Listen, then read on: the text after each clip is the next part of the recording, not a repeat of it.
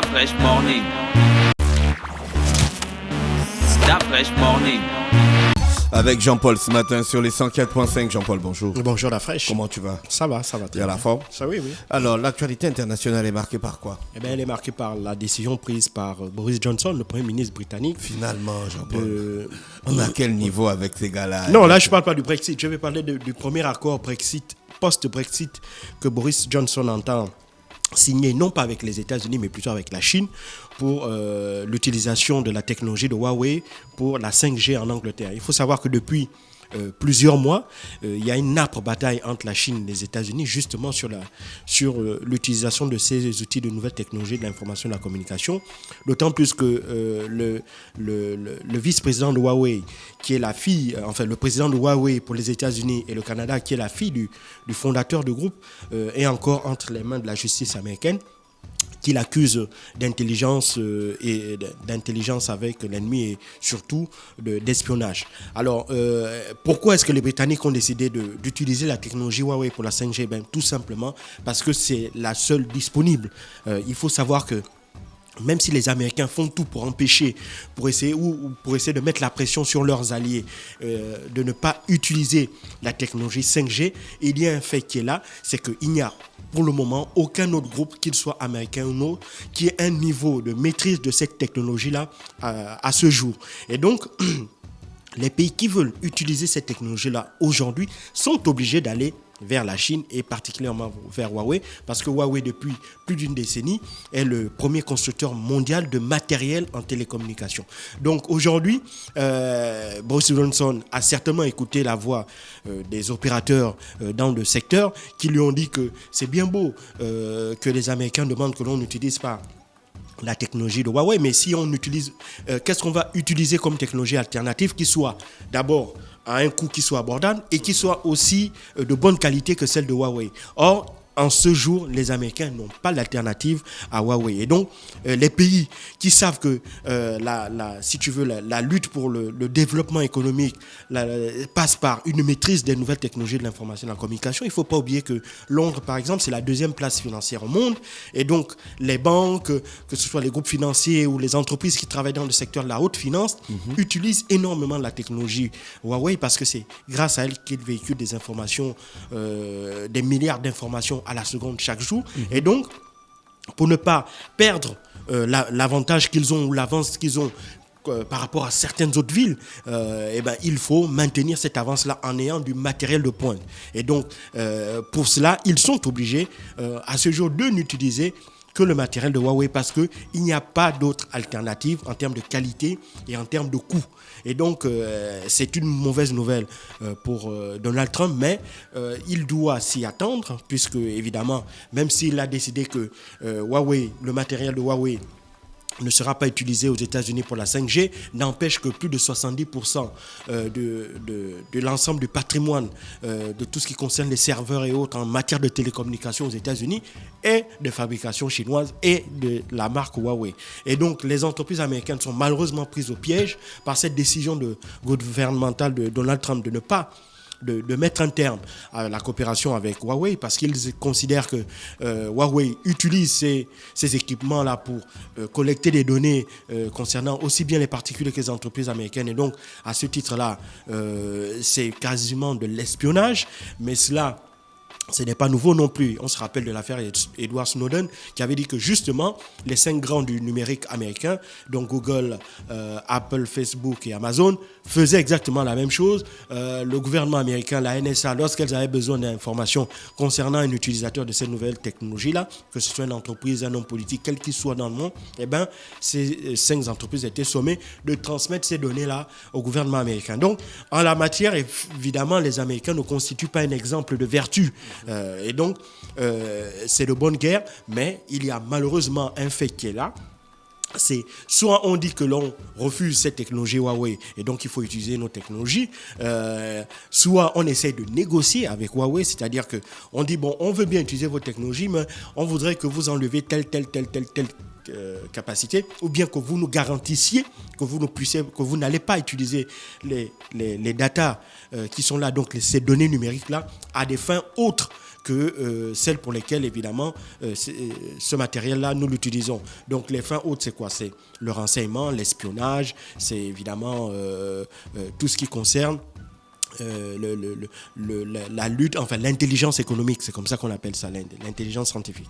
Et donc là, c'est justement ce que va s'atteler à faire Boris Johnson, mais pour le moment, c'est un accord qui va être post-Brexit, parce que pour le moment, le Royaume-Uni est jusqu'en décembre encore membre du Royaume-Uni, puisqu'il est dans la phase 2 du Brexit, c'est-à-dire maintenant, il faut regarder plus de 600 accords passés entre le Royaume-Uni, tous les 600 accords qui ont été ratifiés entre le Royaume-Uni et l'Union européenne, il va falloir les détricoter, et ce ne sera qu'à partir de ce moment-là que le Royaume-Uni pourra maintenant négocier des accords en son nom propre avec que ce soit un État ou une entreprise. Et donc Boris Johnson est conscient de cette réalité-là, que s'il veut maintenir l'avance technologique que le Royaume-Uni a en matière notamment de numérique et en matière de nouvelles technologies, eh ben, le Royaume-Uni est obligé d'utiliser les meilleurs équipements au moindre coût, et ces équipements-là, ça s'appelle Huawei.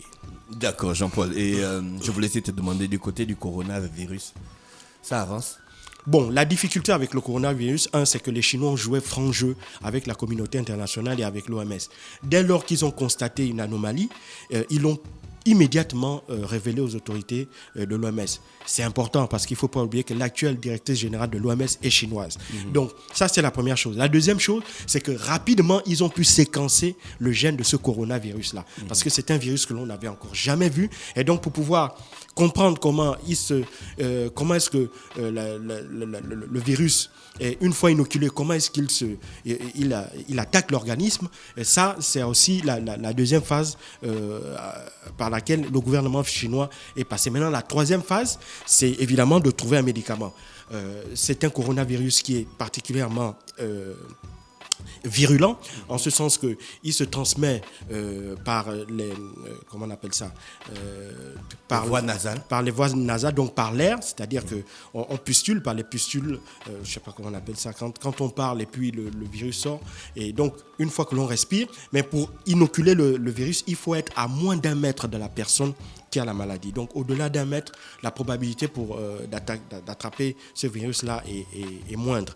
Mais néanmoins, les Chinois, en 2 semaines, ils ont pu séquencer le virus. Ça, c'est quelque chose vraiment d'assez extraordinaire. Donc on connaît les séquences génétiques du virus, et donc l'autre partie de l'ingénierie génétique qui a été mise en place, c'est de pouvoir essayer de comprendre les failles dans le virus, les failles dans sa constitution biologique, les failles dans sa transmission, et trouver des moyens qui pourront soit mettre en place un médicament, donc une espèce d'antidote qui va permettre de guérir de la maladie, ou bien empêcher que celle-ci ne se propage. C'est-à-dire qu'on peut avoir la maladie, mais essayer de la bloquer, empêcher qu'elle attaque l'ensemble des voies respiratoires, donc le poumon, les bronches, et les bronchioles, etc., et dégrade donc l'appareil respiratoire, ou bien essayer de mettre en place un système qui va permettre que la maladie en elle-même ne puisse plus se propager, et donc que l'on puisse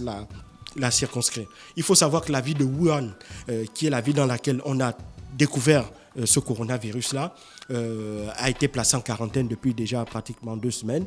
Il y avait un certain nombre de touristes français qui étaient là-bas bloqués, mais je crois que les autorités françaises ont décidé de mettre en place des moyens pour pouvoir les rapatrier rapidement, mais je crois qu'à leur retour en France, ces personnalités-là vont d'abord être placées en quarantaine, c'est la procédure, et maintenant on va voir ce que ça va donner par la suite. Mais ce que l'on sait déjà, en observant le patrimoine génétique de ce coronavirus, c'est qu'il est différent du SRAS. Le SRAS, c'est aussi un autre virus qui avait particulièrement causé beaucoup de dégâts. Et puis, la chose que l'on ignore aujourd'hui, c'est d'où vient-il ? Comment est-ce qu'il s'est retrouvé chez un individu ? Alors, on entend plein d'hypothèses, des théories possibles. Certains disent que c'est en consommant certaines chauves-souris, parce qu'il faut savoir que les chauves-souris sont de véritables, comment on appelle ça, de véritables greniers bactériologiques et de virus. Alors donc, en général, les animaux même, pas seulement les chauves-souris, en général, certains animaux que nous consommons peuvent posséder des virus. On l'a vu avec le cas Ebola chez les primates.